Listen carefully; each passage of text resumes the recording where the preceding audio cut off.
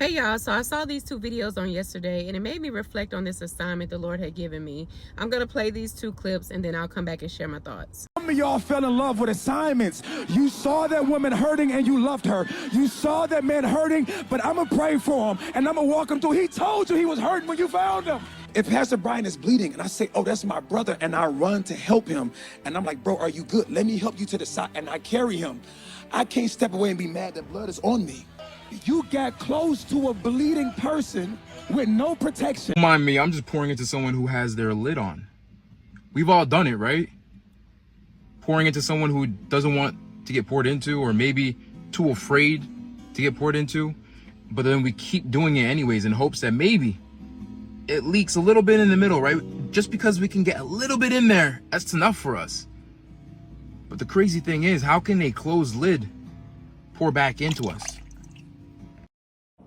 So I highly recommend watching both videos, but the one guy said that some of us fell in love with our assignment, and I can relate because I've done that one time too many. He speaks on how we get offended when the patient bleeds on us as if they can control their bleeding. The real issue, though, is expectation. He encourages us to set ourselves free with this fact.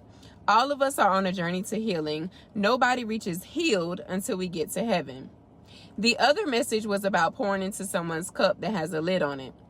He posed the question, how can a closed lid pour back into us? The issue, again, is expectation. He talks about how we pour into people that are guarded and need healing. As we say to ourselves, if only they open up just a little, maybe they can receive my love. Meanwhile, we abandon ourselves, and I could definitely relate to that. He also said that people who hate themselves will punish you for loving them. A person will only love you to the capacity in which they are able to love themselves, and that's so true. We give our love so freely to everyone around us, but ourselves. Again, the issue is our expectation. So here's what I've learned while on my assignment. The word tells us, love thy neighbor as thyself. But many of us don't even know what this truly means. You see, before we can effectively love someone else, we must first master loving ourselves.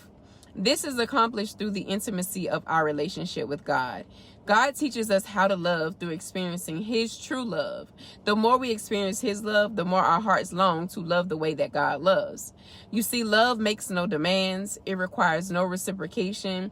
It expects nothing. It's a command given by God. When the Lord told me last year that I was on assignment to love without reciprocation, I'm like, cool, that's easy. Because I had mastered giving unlimited, unconditional love all of my life. I mastered loving without reciprocation, or so I thought. I chose to love the wrong people my entire life. And although they didn't have the capacity to reciprocate the magnitude of love that I gave, there was still some level of reciprocation. They may not have been loyal, faithful, or respectful, but they would call, text, tell me they love me, buy me gifts, spend quality time. So once I'm on assignment to love a person that not only has nothing to give, but also doesn't have the capacity to receive, I got to this place where I'm like, God, I know you lying. Like, this is not what you have for me. But this is what I learned. The goal is to love like God, while also keeping in mind that there is no love like his. God is the only one that truly has an unlimited supply of unconditional love. Even the most loving, genuine person will have a day where they're like, I ain't got it today. I'm tired. But there will never be a day where God gets up and says, I ain't feeling this today. I don't have the capacity to love on you.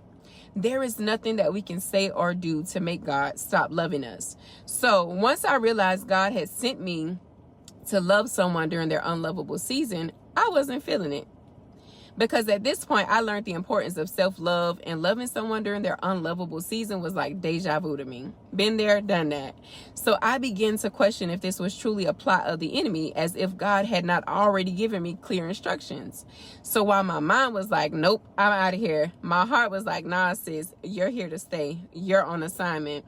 So now there's this battle between my heart and my mind. My mind is consumed with thoughts of how much I dislike this person, yet my heart was consumed with love. I could not control it. It made me so uncomfortable. And I didn't realize that a heart transplant had taken place. You see, the old me, once she reached her breaking point, she was able to remove her love from unlovable people. But the new me, she couldn't. So what did I do? I laid it at the throne of Jesus. But much of my frustration was caused by my own unrealistic expectations. It was because I was pouring into that cup with the lid at a very fast pace. So as demonstrated in the video, most of what I was pouring was spilling out. It was being wasted.